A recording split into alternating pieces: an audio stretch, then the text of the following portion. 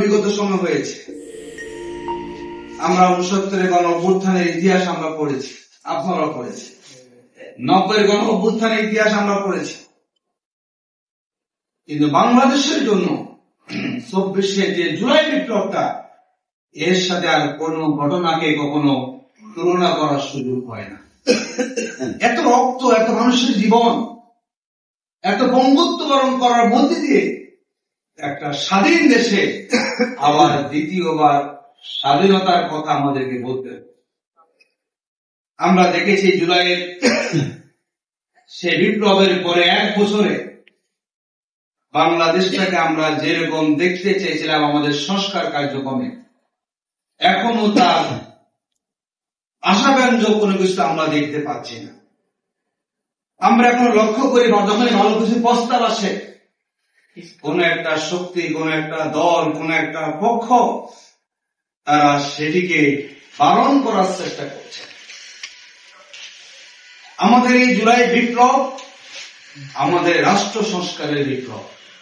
আমরা এমন কোন রাষ্ট্র আর বাংলাদেশে দেখতে চাই না আবার ক্ষমতা আসার পরে আবার তারা পুরনো জায়গায় আমাদেরকে নিয়ে যাবে। আমাদের নেতৃবৃন্দ কথা বলেছেন, আমরা বলেছি আমাদের প্রত্যাশা জায়গা হচ্ছে এই জুলাই বিপ্লবকে যদি আমরা সফল করতে চাই, রাষ্ট্রের যে জায়গাগুলোতে আমাদের শেষ করে দেওয়া হয়েছে, যেখানে ক্ষত চিহ্ন আমরা হয়ে বেরিয়েছি, সেই জায়গাগুলোকে আমাদেরকে সংস্কার করতে হবে। কোন আপোষ এখানে নাই। সংস্কার ব্যতীত অন্যরকম আবার এটাকে আপনি নিয়ে এসে নতুন ভাবে নির্বাচনে চলে যাবেন, দেখা যাবে যে 6 মাস পরে আবার বাংলাদেশ সে টাকা চলে যাবে। আমরা এমন কোন বাংলাদেশ আমরা দেখতে চাই না।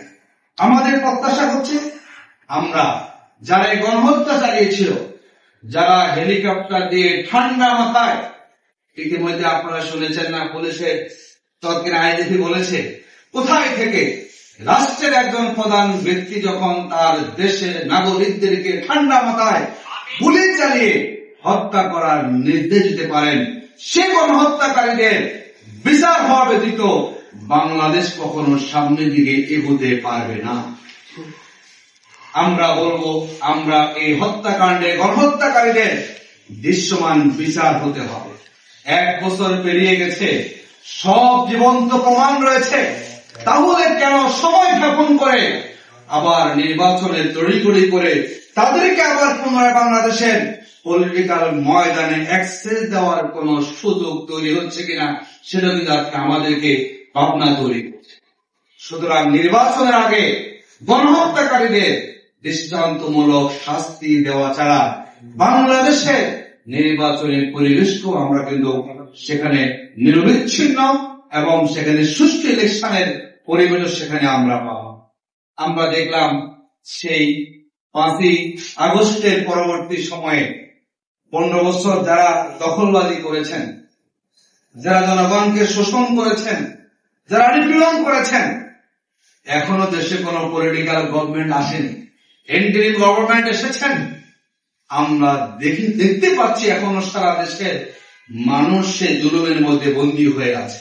এখনো হাট গাড় বাজার থেকে শুরু করে এমন কোন জায়গা পাওয়া যাবে না যেখানে দখলবাজদের ছোঁয়া পড়ে।